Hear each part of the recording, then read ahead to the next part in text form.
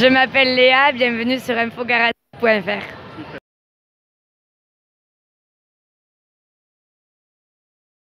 Bonjour Mathias. Oui. On voudrait d'abord revenir sur toi avant de revenir sur ce qui s'est passé. Très bien. Mais à quel âge tu as commencé à jouer au rugby? Du coup, moi, j'ai commencé à l'âge de 14 ans par là. J'ai pas commencé à Bagnères, j'ai commencé à Juillan. Et voilà, donc après, je suis parti à Bagnères au bout de 4 ans. Et ça fait 3 ans que je suis à Bagnères ou 4. Ouais, 4 ans, voilà. Est-ce que tu as gagné un titre catégorie jeune avec le Bagnères de Bigorre? Alors, les Bagnères, j'ai gagné des coups à la finale du terroir. Donc voilà, c'est tout à peu près. Après, Est-ce que tu peux savoir à quel poste tu jouais avant? moi, je jouais ailier avant, ailier. Voilà. Tu as toujours voulu jouer ailier ou Ouais, oui, c'est oui. les entraîneurs qui ont décidé? Les entraîneurs aussi, mais moi, j'aimais bien jouer ailier, voilà. Parle-nous un peu de tes copains que tu jouais avec. On sait que vous étiez un pote, beaucoup de groupes.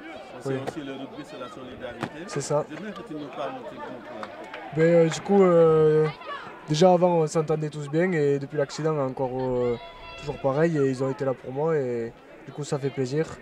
Et du coup, ça montre que le rugby, on est toujours soudés malgré qu'il arrive des choses comme ça. Voilà. À quel contexte ça s'est arrivé? Moi, c'était du coup sur un tournoi UNSS, donc de rugby, mais loisir avec le lycée. Et c'était sur un mauvais plaquage. Voilà, on m'a plaqué, mais c'était pas maîtrisé. Et voilà. Est-ce qu'ils t'en veulent celui qui a plaqué ou c'est quelque chose qui arrive vraiment? Logiquement, ça doit pas arriver parce que c'était pas dans le contexte rugbystique. C'était pas vraiment un plaquage en vérité, mais bon, ça on le verra plus tard. Et sinon, non, maintenant que c'est fait, on peut pas revenir sur ça, mais voilà. Comment tu vis maintenant? On sait que c'est difficile.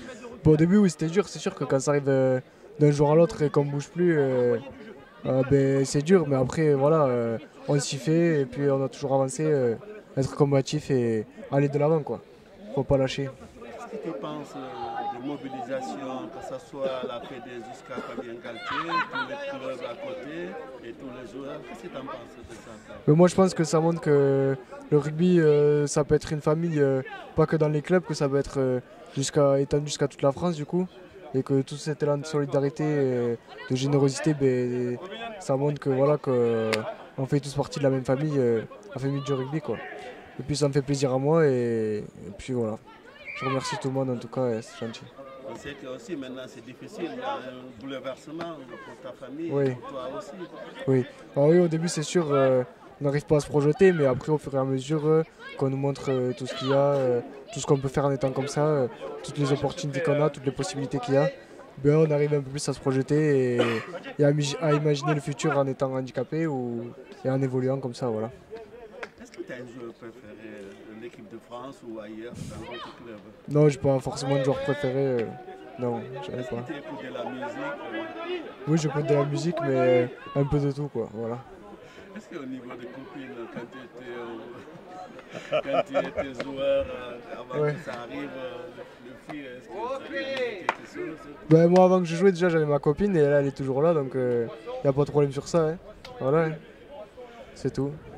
Il faut garder cette sourire. Et Oui. tant qu'il y a la vie, il y a l'espoir. C'est ça, exactement. Il y a rien que perdu. Voilà. La vie aujourd'hui, on voit que c'est le beau temps après la pluie. Oui. Mais tu es courageux. Oui. Et tout le monde te soutient. Oui. Et puis espère qu'un jour ça va aller mieux. C'est ça. Et puis on pense à toi très fort. Ah, c'est gentil, merci beaucoup. C'est un battant. Voilà, il est un battant. Et puis les copains aussi sont là. On voit Ils qu'ils sont là, voilà. tout le temps là. C'est Ils ça. ont besoin du monde. C'est ça Ouais. aussi le rugby. Voilà, c'est ça. Merci beaucoup. Merci à vous. Ça va?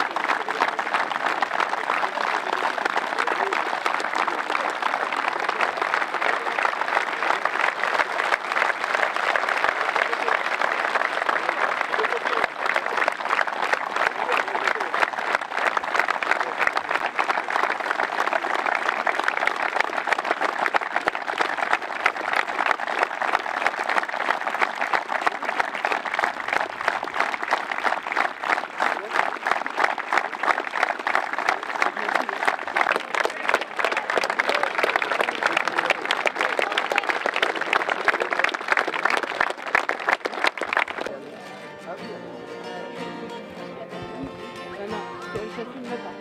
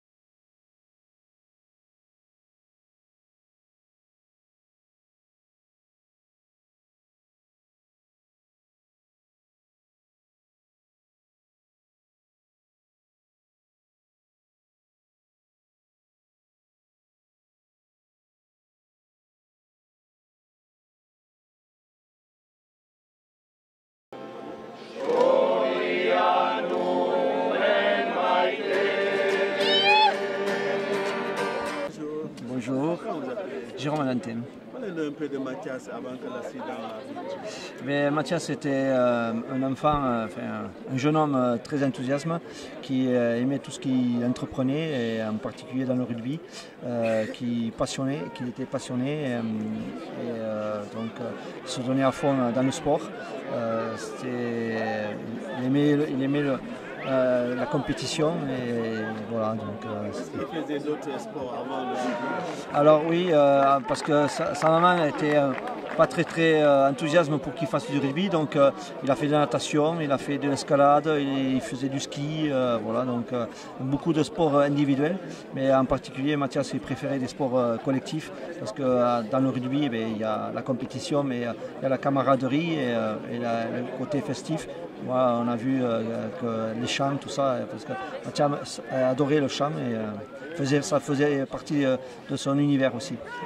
Dites-nous, dans quel contexte ça s'est arrivé? C'était un tournoi, un match?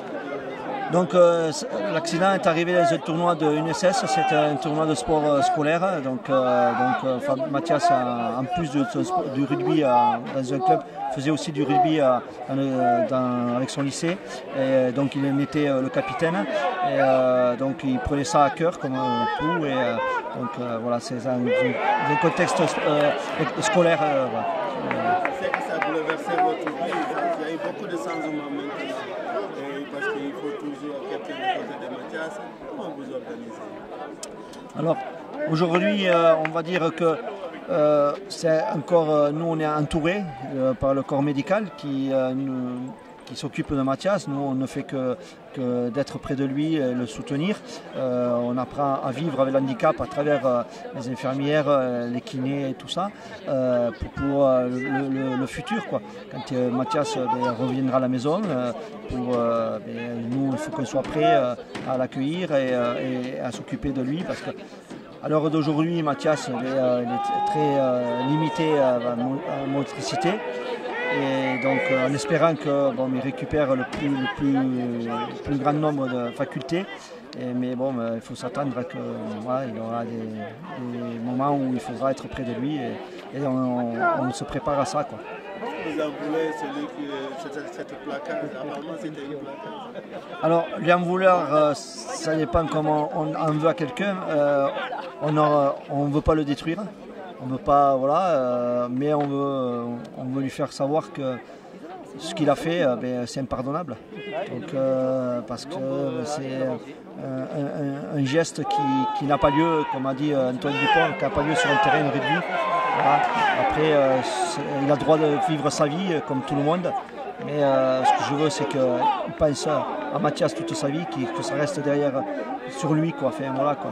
Parce que nous, ça nous a bouleversé notre vie, et à Mathias et surtout à nous, et considérablement. Donc voilà, donc, après le temps va faire les choses. Vous avez eu beaucoup de soutien partout aux familles rugby. Qu'est-ce que vous pouvez le dire sur ce soutien? Qu'est-ce que je peux dire? Les mots ne sont pas assez grands pour le dire. Merci. Voilà, c'est un grand merci à tous ces gens, tous ces clubs, toutes ces associations, tout ce grand monde généreux qui nous a soutenus, nous a apporté, et qui nous a réussi à nous en sortir, ma femme et moi, de ce cauchemar, quoi. Et qui aujourd'hui, qui est concret aujourd'hui par cette rencontre au sein du club de Nafarrois, qui a gentiment accepté de nous accueillir et montrer à Mathias que le public et les gens sont derrière lui et le soutiennent, quoi. Merci beaucoup. Bonjour. Comment vous appelez? José Sans, dirigeant des U19 du Stade Bagnéret. Un peu cette équipe U19 de Bagnères de Bigorre. C'est une équipe qui se comporte pas mal dans le championnat de Ligue 1, qui est pour l'instant à la première place de la poule. Et donc il reste 3 matchs en espérant que ça reste comme ça pour pouvoir jouer de belles phases finales. Vous étiez toujours entraîneur à Bigorre? Comment ça? Vous étiez toujours entraîneur à Bagnères de Bigorre? Tous entraîneurs? Oui, vous, si vous étiez toujours entraîneur. Non, alors moi je suis dirigeant. Au départ je suis papa de joueur, devenu dirigeant pour filer un coup de main au club et à l'encadrement. Moi je suis ancien joueur mais il y a longtemps et puis c'est côté foot moi plutôt. D'accord, merci beaucoup.